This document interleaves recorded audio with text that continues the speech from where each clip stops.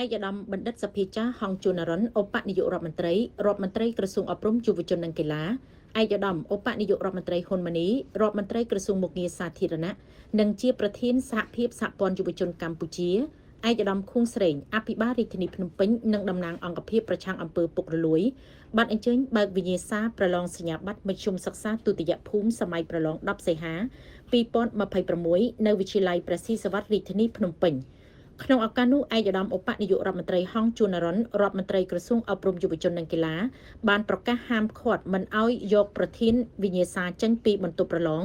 ហើយមិនថតបង្ហោះឡើយដើម្បីធានាការជឿទុកចិត្តនិងមិនឲ្យមានភាពរញ៉េរញ៉ៃខណៈដែលវិញ្ញាសាប្រឡងសញ្ញាបត្រមធ្យមសិក្សាទុតិយភូមិទាំងអស់ត្រូវបានជ្រើសរើសតាក់តែងរៀបចំទាំងគ្រប់គ្រងដោយក្រសួងអប់រំយុវជននិងកីឡាសម្រាប់ការប្រឡងនៅឆ្នាំនេះវិញ្ញាសាប្រឡងត្រូវបានកំណត់សម្រាប់ថ្នាក់វិទ្យាសាស្ត្រនិងសម្រាប់ថ្នាក់វិទ្យាសាស្ត្រសង្គមដោយទម្រង់វិញ្ញាសាត្រូវបានរៀបចំជាពីរគឺទម្រង់វិញ្ញាសាចម្លងដាក់លើក្តារខៀននិងទម្រង់វិញ្ញាសាសัญลักษณ์ក្រដាសចែកជូនបេក្ខជនឯកឧត្តមឧបនាយករដ្ឋមន្ត្រីហងជួននរិនបានគូបញ្ជាក់ថាដំណាក់កាលសំណេរគឺយើងហាមឃាត់មិនឲ្យយកប្រធានវិញ្ញាសាចេញពីបន្ទប់ប្រឡងហើយមិនថតមិនឲ្យបង្ហោះដើម្បីធានាការជឿទុកចិត្តហើយដើម្បីធានាថាមិនឲ្យមានភាពរញ៉េរញ៉ៃទី1គឺសណ្ដាប់ធ្នាប់ពង្រឹងវិន័យមិនឲ្យមានភាពរញ៉េរញ៉ៃទី2គឺយើងអនុវត្តម៉ឺងម៉ាត់បំផុតចំពោះករណីណារំលោភទៅលើប័ណ្ណបញ្ជាឯកឧត្តមឧបនាយករដ្ឋមន្ត្រីហងជួននរិនបានបន្តថាដំណាក់កាលកំណែគឺក្រសួងអប់រំពង្រឹងការកែវិញ្ញាសាដើម្បីឲ្យកាន់តែសុក្រឹតភាពហើយដំណាក់កាលបញ្ជូនពិន្ទុគឺពិនិត្យឡើងវិញម្ដងហើយម្ដងទៀត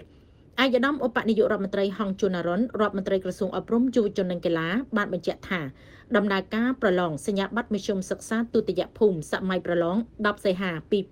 2026នឹងប្រព្រឹត្តទៅដោយឈរទៅលើគោលការណ៍ច្បាប់យុត្តិធម៌តម្លាភាពនិងលទ្ធផលទទួលយកបានពោលគឺអ្នកចេះគឺជាប់ឯកឧត្តមឧបនាយករដ្ឋមន្ត្រីហងជួននរិនក៏សូមអំពាវនាវដល់បេក្ខជនទាំងអស់គោរពបទបញ្ញត្តិនៃការប្រឡងឲ្យបានម៉ឺងម៉ាត់ជាពិសេសមិនត្រូវលាក់ទុកជាប់នឹងខ្លួននៅទូរស័ព្ទដៃនាឡិកាឆ្លាតវៃវ៉ែនតាឆ្លាតវៃឧបករណ៍អេឡិចត្រូនិកគ្រប់ប្រភេទឬសំដៅឯកសារផ្សេងៗចូលក្នុងមណ្ឌលប្រឡងឬបន្ទប់ប្រឡងជាដាច់ខាតបេក្ខជនដែលប្រព្រឹត្តផ្ទុយនឹងបទបញ្ញត្តិនិងកម្រិតវិន័យនឹងត្រូវកំណត់ឲ្យធ្លាក់ជាស្វ័យប្រវត្តិសូមបញ្ជាក់ថាប្រឡងសញ្ញាបត្រមធ្យមសិក្សាទុតិយភូមិបាក់ឌុបឆ្នាំនេះប្រព្រឹត្តទៅរយៈពេល2ថ្ងៃគឺចាប់ពីថ្ងៃទី11ខែសីហាឆ្នាំ2026ដោយមានបេក្ខជនចុះឈ្មោះប្រឡងសរុប151,238 នាក់គួរឲ្យដឹងថាចំពោះទស្សនវិជ្ជាតាក់ទងទៅនឹងសន្តិសុខសណ្ដាប់ធ្នាប់ជំវិញបរិវេណមណ្ឌលប្រឡងទាំងអស់នៅរាជធានីភ្នំពេញ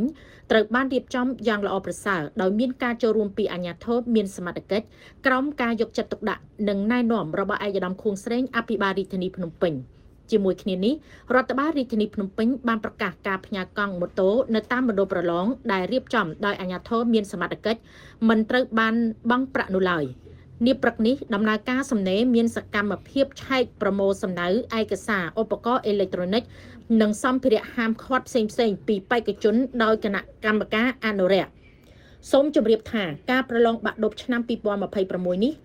មានបេក្ខជនចុះឈ្មោះប្រឡងសរុប151,238 នាក់ស្រី84,735 នាក់ក្នុងនោះបេក្ខជនថ្នាក់វិទ្យាសាស្ត្រមានចំនួន37,445 នាក់ស្រី22,193 នាក់បេក្ខជនថ្នាក់វិទ្យាសាស្ត្រសង្គមមានចំនួន113,793 នាក់ស្រី62,2542 នាក់បេក្ខជនត្រូវបានរៀបចំចំនួន25នាក់ក្នុងមួយបន្ទប់តាមមណ្ឌលសំណេរនីមួយៗលើកលែងតែបន្ទប់ចុងក្រោយនិងបន្ទប់ដែលមានបេក្ខជនមកពីវិទ្យាល័យអប់រំពិសេស